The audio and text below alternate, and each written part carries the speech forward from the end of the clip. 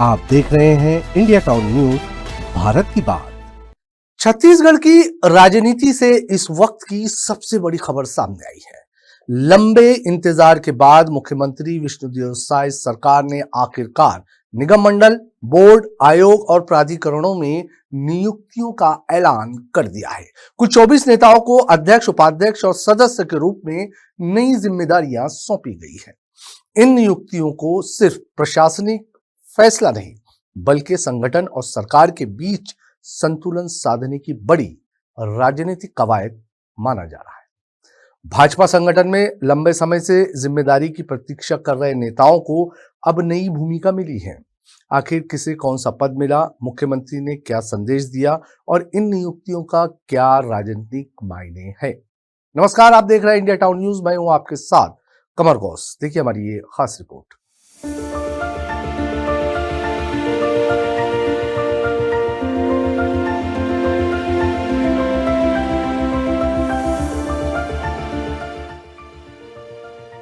करीब 1.5 साल के इंतजार के बाद छत्तीसगढ़ सरकार ने निगम मंडल, बोर्ड, आयोग और प्राधिकरणों में नियुक्ति की पहली सूची जारी कर दी है। सरकार ने 13 अलग अलग संस्थानों में कुल 24 नेताओं को अध्यक्ष, उपाध्यक्ष और सदस्य बनाया है। इन नियुक्तियों के साथ ही लंबे समय से चल रही राजनीतिक अटकलों पर भी विराम लगाया गया है।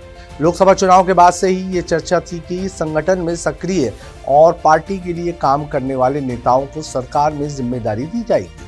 अब मुख्यमंत्री विष्णुदेव साय ने इस प्रक्रिया को आगे बढ़ाते हुए पहली सूची जारी कर दी है। मुख्यमंत्री ने सभी नवनियुक्त पदाधिकारियों को शुभकामनाएं देते हुए कहा कि उन्हें जनता की अपेक्षाओं पर खरा उतरते हुए पूरी निष्ठा, ईमानदारी और जवाबदेही के साथ काम करना होगा। उन्होंने भरोसा जताया कि सभी पदाधिकारी राज्य के विकास और जल कल्याण के कार्यों को गति देंगे। अगर प्रमुख नियुक्तियों की बात करें तो राज्य महिला आयोग की कमान डॉक्टर ममता साहू को सौंपी गई है।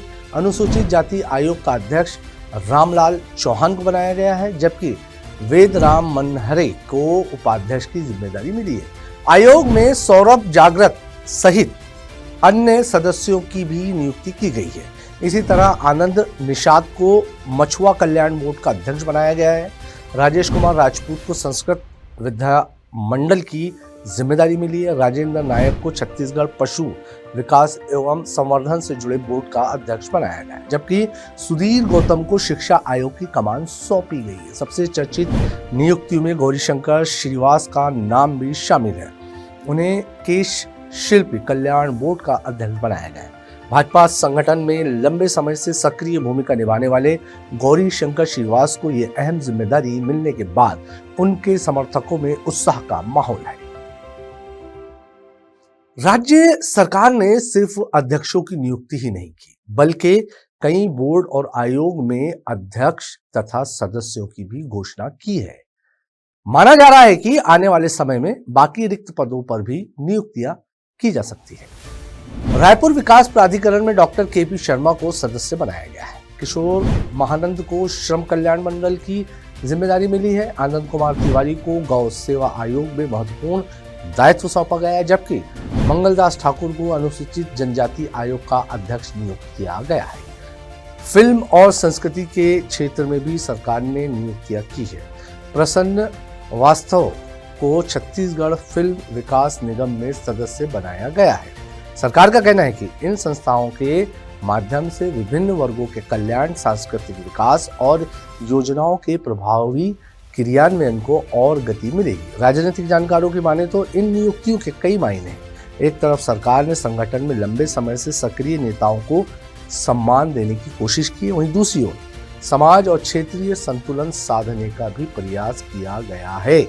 महिला, अनुसूचित जाति, जनजाति, पिछड़ा वर्ग, मछुआ समाज, गौ सेवा, शिक्षा, संस्कृति और श्रमिकों से जुड़े बोर्ड में नियुक्तियां कर सरकार ने अलग अलग वर्गों को प्रतिनिधित्व देने का संदेश दिया है। भाजपा के भीतर भी लंबे समय से इन पदों को लेकर चर्चाएं चल रही थी।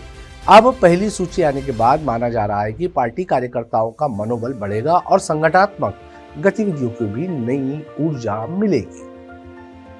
विधायक दल की बैठक थी और हमारे प्रदेश के यशस्वी मुख्यमंत्री श्री विष्णुदेव साय जी की अध्यक्षता में सभी विधायकों ने आज अपनी उपस्थिति दर्ज की और सरकार पूरी तरीके से तैयार है और कांग्रेस पार्टी के पास में कोई मुद्दे नहीं है। वो अपनी उपस्थिति के लिए अविश्वास प्रस्ताव लाने की कोशिश कर रही है, लेकिन सरकार की पूरी तैयारी है और मुंह तोड़ जवाब देने के दृष्टि से हमारे प्रत्येक विधायक तैयार है। और इस पे विभिन्न विषयों पर स्वाभाविक रूप से चर्चा होती है। हम सब राजनीतिक दल के सदस्य हैं, तो राजनीतिक विषयों पर, सांगठनिक विषयों पर, विधानसभा सत्र पर, आगामी जो और संगठन के विषय आते हैं उन सब पर विस्तार से चर्चा हुई है और तदनुरूप सब लोग, सभी विधायक साथी आने वाले समय में बेहतर से बेहतर छत्तीसगढ़ के भाई बहनों के लिए अच्छा से अच्छा काम करें, इस दृष्टिकोण से मार्गदर्शन प्राप्त हुए वरिष्ठ जनों के, उस अनुसार हम सब।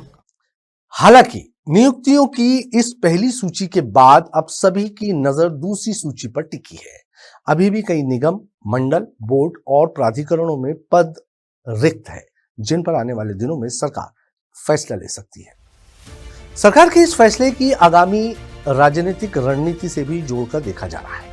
निकाय चुनाव और पंचायत चुनाव जैसे भविष्य के राजनीतिक समीकरणों को ध्यान में रखते हुए संगठन के अनुभवी नेताओं और विभिन्न सामाजिक वर्गों के प्रतिनिधियों को जिम्मेदारी देकर सरकार ने स्पष्ट संकेत दिया है कि पार्टी संगठन और सरकार के बीच बेहतर तालमेल बनाकर आगे बढ़ना चाहती है। इन नियुक्तियों से प्रशासनिक कामकाज में भी तेजी आने की उम्मीद जताई जा रही है। लंबे समय से कई बोर्ड और आयोग नियमित अध्यक्षों के बिना काम कर रहे थे, जिससे योजनाओं और निर्णयों पर असर पड़ रहा था। अब नए पदाधिकारियों की नियुक्ति के बाद संबंधित संस्थानों के कामकाज में गति आने की संभावना है। कुल मिलाकर मुख्यमंत्री विष्णुदेव साय सरकार की ये नियुक्ति सूची सिर्फ नामों की घोषणा भर नहीं है, बल्कि इसके राजनीतिक और प्रशासनिक दोनों मायने हैं। एक और पार्टी के समर्पित नेताओं को जिम्मेदारी देकर संगठन को मजबूत करने का प्रयास किया गया है, तो दूसरी ओर विभिन्न सामाजिक वर्गों को प्रतिनिधित्व देकर संतुलन साधने की कोशिश भी दिखाई देती है। अब देखना होगा कि ये नई टीम अपनी जिम्मेदारियों का निर्वहन किस तरह करती है और सरकार की जन कल्याणकारी योजनाओं को जनता तक पहुंचाने में कितनी प्रभावी साबित होती है। वहीं सबकी नजर अब दूसरी सूची पर भी रहेगी, जिसमें शेष निगम मंडलों और बोर्डों में नियुक्ति होने की संभावना है। फिलहाल इस रिपोर्ट में इतना ही। मुझे दीजिए इजाजत और आप देखते रहिए इंडिया टाउन न्यूज, भारत की बात। नमस्कार। आप देख रहे हैं इंडिया टाउन न्यूज, भारत की बात।